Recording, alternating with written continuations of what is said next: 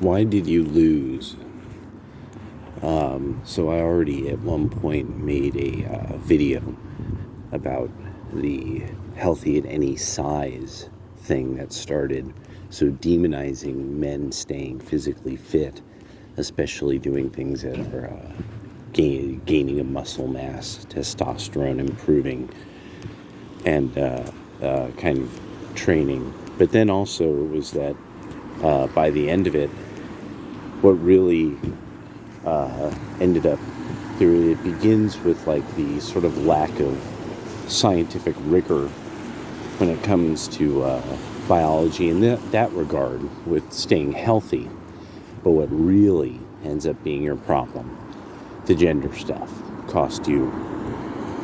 I mean, I can't even imagine how many votes it cost you.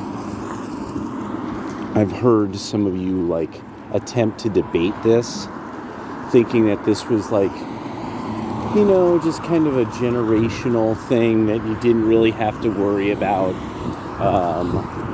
Nothing to see here. It's the young people think differently, but no, it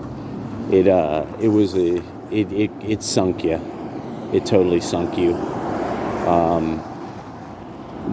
Because at some point you have to come up with some way of having some kind of vocal caveat, that like, so it's clearly understood trans men are their own group. Everybody understands that, and everyone's being polite about it. Key to it, everyone's being polite. Because of your lack of candor and your lack of frankness about the issue, now politeness is long gone now. Andy No made it very clear why that community of men is not really sort of, the gay community has always had a separation there. And they have. They've been very much a different element. And now the lesbians are being menaced by trans guys because the trans guys keep saying that they're women and trying to get into places that lesbians like being together. And they are women, real women. They're not trannies. So there's no way you can get back. You can't heal that.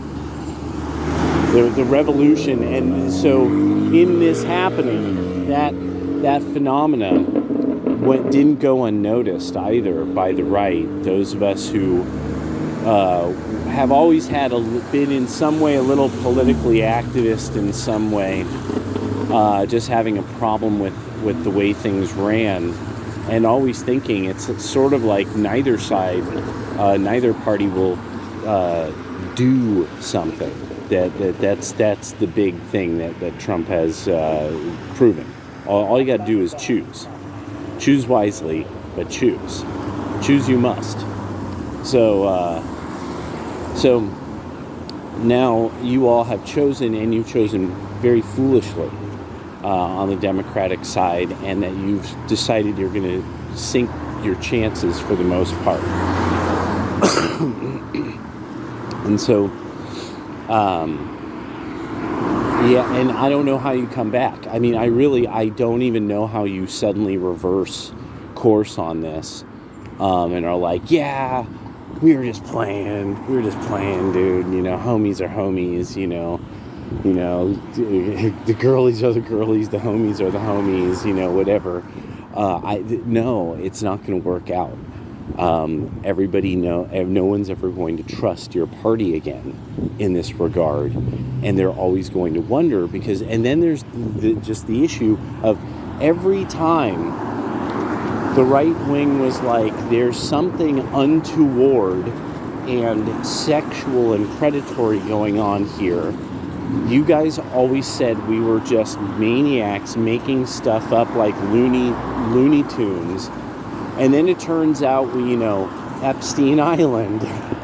So we no longer can really risk your inability to deal with like criminal behavior and deviance and stuff. Like your just outright inability to even comprehend it.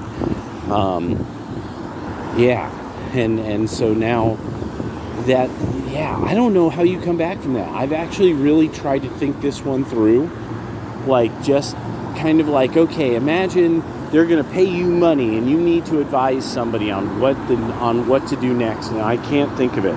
You've all gone so far, you've taken it so far that it's really like, no, there's a party based around cultural Marxist and especially the sexual end theory. So, yeah. So, I don't know. You're the ones who chose, Adorno and the Frankfurt School over the Constitution. So good luck.